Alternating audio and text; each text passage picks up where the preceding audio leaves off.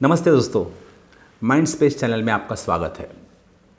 आज हम डिस्कस करने वाले हैं डिसीजन मेकिंग, निर्णय क्षमता।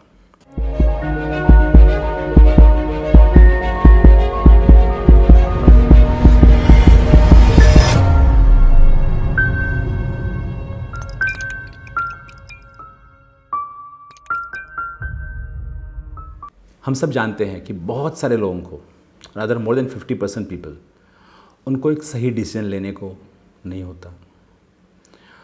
डिसीजन लेते समय उनको दिक्कतें आती है, कोई भी निष्कर्ष पर वो नहीं पहुंच सकते, उसके लिए बहुत सा काम उनका अटक जाता है। तो डिसीजन मेकिंग हमारे पर्सनालिटी का एक बहुत इम्पॉर्टेंट एस्पेक्ट है, जिसे हम एड्रेस करेंगे आज। डिसीजन मेकिंग का अपोजिट है प्रोक्रेस्टिनेशन। इसका मतलब टालते रहना, कोई चीज़ टालते रहना, कल करूँगा कल करूँगा। हमारे बहुत सारे काम रहते हैं, हम जो बोलते रहते हैं कल करेंगे, और फिर वो महीनों तक रखड़ जाते हैं। छोटी मोटी चीज़ें जैसे रहते, कुछ ख़रीदना था छोटा मोटा, वो भी रह जाता है। मेजर डिसीजंस में भी ऐसा होता है कि किसी को जाके बैंक में मिलना है, टाइम नहीं मिल रहा है, मैं जा नहीं सक रहा हूँ, लाइट का बिल ज़्यादा आया है तो उसको मिलने को जाना है और नहीं जा रहा हूँ काम की वजह से, वगैरह वगैरह। सो बहुत सारे डिसीजंस हम ले नहीं पाते, और बहुत सारे इंपॉर्टेंट डिसीजंस लाइफ के, उसमें हमें दिक्कतें आती है। जो भी सक्सेसफुल लोग हैं दुनिया में, वो प्रॉम्प्ट डिसीजन लेते हैं, फटाफट डिसीजन लेते हैं और इतने जल्दी नहीं बदलते। अपने डिसीजंस पे टिके रहते हैं इर्रिस्पेक्टिव ऑफ व्हाटएवर हैपन्स। उसके अपोजिट जो अनसक्सेसफुल, पुअर या इस किस्म के लोग होते हैं, वो डिसीजंस स्लोली लेते हैं, बहुत देर लेते हैं डिसीजन लेने में, और एक बार लिया तो किसी इन्फ्लुएंस में आके चेंज भी कर देते हैं। फर्मनेस नहीं रहता उनके डिसीजंस पे, तो इसके लिए उनकी डिसीजन मेकिंग पुअर हो जाती है। वैसे तो हम सबको डिसीजन मेकिंग में दिक्कतें आती रहती है। बहुत सारे इन्फ्लुएंसेस रहते हैं हमारे डिसीजन में। माँ बाप का इन्फ्लुएंस रहता है, यार दोस्तों का इन्फ्लुएंस रहता है, जो प्रतिष्ठित लोग रहते हैं दुनिया में, हमारे समाज में, वो अगर कुछ कहते हैं, इतना आदमी बड़ा ये सब मुझे बोला है, इसका मतलब कुछ तो होगा, तो मुझे ये डिसीजन नहीं लेना चाहिए। ये होता है। फिर हमको अपने आप पर एतबार नहीं रहता, हमारे डिसीजंस पर हमको एतबार नहीं रहता है। और फ्रेंड्स रहते ही है क्रिटिसाइज़ करने के लिए, या बहुत सारे लोग रहते हैं जो हमारे डिसीजंस पे कील ठोक देते हैं, बोलते हैं नहीं, ये गलत डिसीजन तुम्हारा, तुमको ये नहीं करना चाहिए, ऐसा होगा वैसा होगा, वगैरह वगैरह वगैरह। ये सब चीज़ों का इन्फ्लुएंस हमारे अंदर आ जाता है, तो हमारा डिसीजन शेकी हो जाता है। आप सब ने ऑब्ज़र्व किया होगा, इंपॉर्टेंट डिसीजंस लेते समय बहुत बार हमें इतनी दिक्कतें आई कि किसका सुने किसका ना सुने। आपको एग्जांपल देता हूँ। मैं एक डॉक्टर हूँ, तो ऑब्वियसली कोई पेशेंट को इंजेक्शन लेना है, पेनिसिलिन का इंजेक्शन लेना है, वो मेरे पास आता है, तो पूछते डॉक्टर साहब मुझे ये प्रॉब्लम है, इसके लिए पेनिसिलिन का इंजेक्शन लेना है।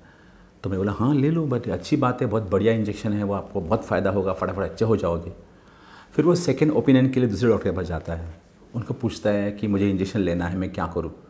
बोलते हैं पागल हो क्या, इसके तो रिएक्शन आ जाती है, इससे कितने लोग मरे हुए आपको मालूम नहीं है। ऐसा करके वो डिस्करेज कर देता है। अब इन दोनों में इसको किसका सुनना चाहिए? अभी मेरा डिसीजंस मेरे अनुभव के हिसाब से, मेरे एक्सपीरियंस के हिसाब से, पेनिसिलिन के साथ मेरा जो एक्सपीरियंस है वो बहुत अच्छा था, इसलिए उसके लिए हिसाब से मैंने वो डिसीजन लिया है। वरना वो जो दूसरा डॉक्टर था, उसको पेनिसिलिन के साथ किसी पेशेंट को एलर्जी हुआ था, कोई पेशेंट मर गया था, तो उसने वो ना बोल दिया। अब किसका सुने? हालांकि हम दोनों का सुने तो भी गलत है, हमको हमारा खुद का डिसीजन लेना चाहिए, प्रोस एंड कॉन्स देखने चाहिए, क्या हो सकता है क्या नहीं हो सकता है, वगैरह वगैरह। ये इंजेक्शन एक मिसाल है, कोई भी एग्जांपल ले लीजिए आप, लेकिन हमारा डिसीजन हमारा होना चाहिए। लेकिन वो क्यों नहीं होता है?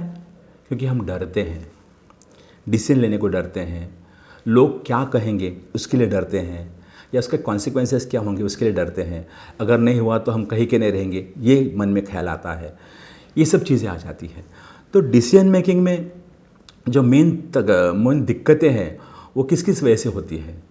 पहली तो इन्फीरियरिटी कॉम्प्लेक्स, न्यूनगंड बोलते हैं उसको, और उसमें हम अपने आप को छोटा समझते हैं, हम अपने आप को काबिल नहीं समझते, फिर हम अपने आप को कोसते रहते हैं, हम अपने आप को नीचे गिराते रहते हैं अपनी ज़र में, और जब कोई बड़ा आदमी आता है तो हमको उनसे डर लगने लगता है। ये इन्फीरियरिटी कॉम्प्लेक्स है।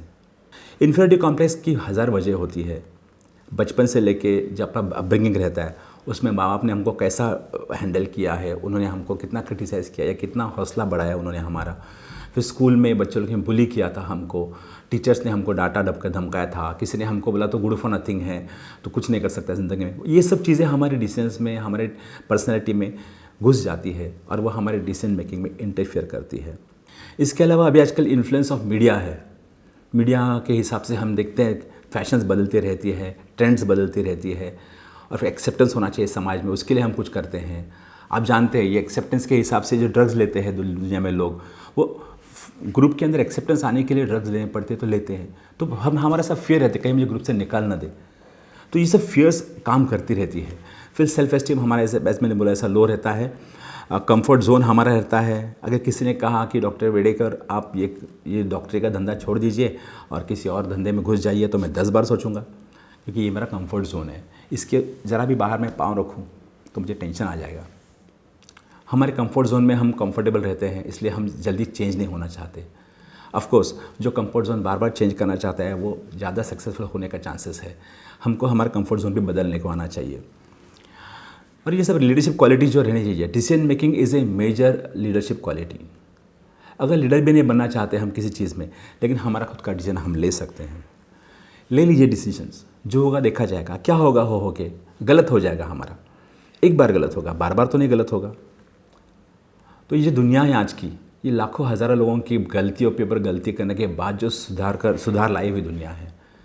तो गलतियों से ही हम सीखते हैं। तो गलती करने के लिए हमें डरना नहीं चाहिए।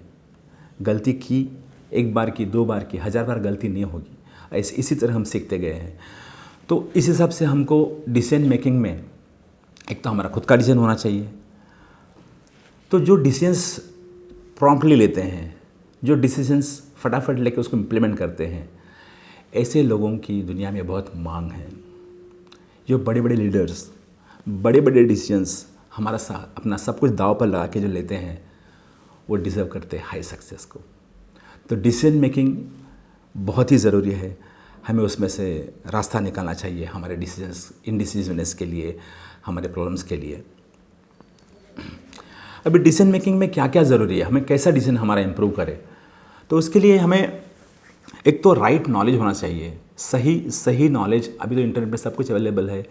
कोई भी चीज़ करने के हिसाब से आपको जो नेसेसरी इन्फॉर्मेशन है, नेसेसरी जानकारी है, जो वो हमको इंटरनेट पे मिल जाती है। कुछ नहीं तो आपके आसपास राइट लोग रहेंगे जिसको आप पूछ सकते हैं, जिनकी राय ले सकते हैं। वो कुछ भी कहे, आपको डिसीजन अपने आप से लेना है। उनकी राय ले सकते हैं, लेकिन उनका डिसीजन आप मत लीजिए। वो जो कहेंगे वो मत कीजिए।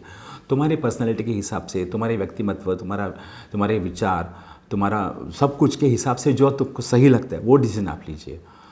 ऑफ कोर्स रिस्क तो रहता है, लेकिन रिस्क लिए बगैर हम वैसे भी आगे नहीं जाते ज़िंदगी में। जितना रिस्क लोगे उतनी तरक्की भी हो जाएगी आपकी, राइट।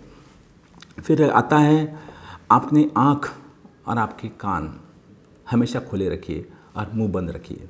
सुनिए, देखिए, हर एंगल से देखिए, हर एंगल से सुनिए और फिर डिसीजन बनाइए। अपना डिसीजन किसी को मत बताइए, इम्प्लीमेंट कीजिए और फिर बताइए, वो ज़्यादा अच्छा रहेगा। वरना लोग तो बैठे ही हैं आपका डिसीजन तोड़ने के लिए। फिर होता है, जैसा हमारे आसपास के लोग, हमारे कॉम्पिटिटर्स, हमारे पड़ोसी, हमारे रिश्तेदार हमेशा हमारे ऊपर जलस रहेंगे ही, तो वो भी अपनी तरफ से पूरी कोशिश करेंगे आपका डिसीजन टूट जाए। और वैसे भी लोग दोनों तरफ से बोलेंगे। कुछ अच्छा किया तो बोलेंगे कौन सी बड़ी बात है, और अगर नहीं अच्छा किया वो तो मालूम था, ऐसा ही होने वाला था, ऐसा बोलने वाले लोग भी रहते हैं। तो दूसरों का इन्फ्लुएंस आने मत दीजिए अपने डिसीजंस पे पर। और दूसरों का इन्फ्लुएंस हमारे पर इतना रहता है कि शाम को घर पे अगर हम हैं और बता रहे घर साफ़ करो, बराबर से रखो, कोई आएगा तो क्या कहेगा। अभी कोई का ये कौन मतलब है, कोई मतलब कौन, आस पड़ोस के लोग, या तो हमारे रिश्तेदार जो हमारे कभी काम नहीं आते, जो हमारे डिसीजंस में प्रॉब्लम करते हैं, जो हमको हमेशा दिक्कतें देते रहते हैं। हम उनके लिए क्यों घर साफ़ करें, हम अपने लिए करेंगे।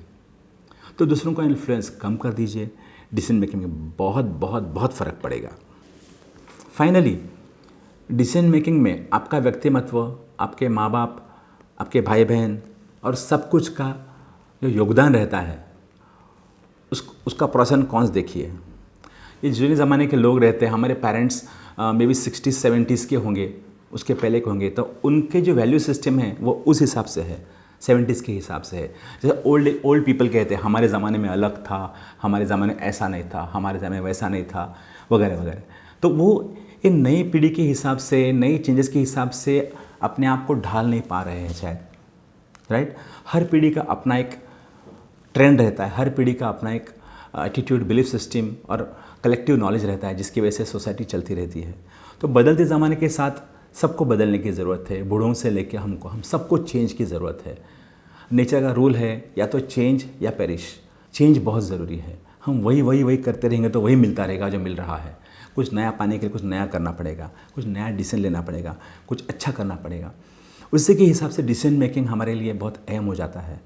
और ये सब चीज़ें कंसिडर करते हुए हम हमारे डिसीजन मेकिंग को इम्प्रोवाइज़ कर सकते हैं और छोटे छोटे डिसीजन लेना चालू कर दीजिए। धीरे धीरे आपको कॉन्फिडेंस बढ़ेगा, आपके डिसीजन मेकिंग की पावर बढ़ जाएगी और आप मेजर डिसीजंस लाइफ के ले सकेंगे, जिससे आपकी ज़िंदगी बदल सकती है। आई होप मैंने जो बातें की है उसमें से आपको बहुत कुछ सीखने को मिला होगा। फिर मिलते हैं। Thank you very much.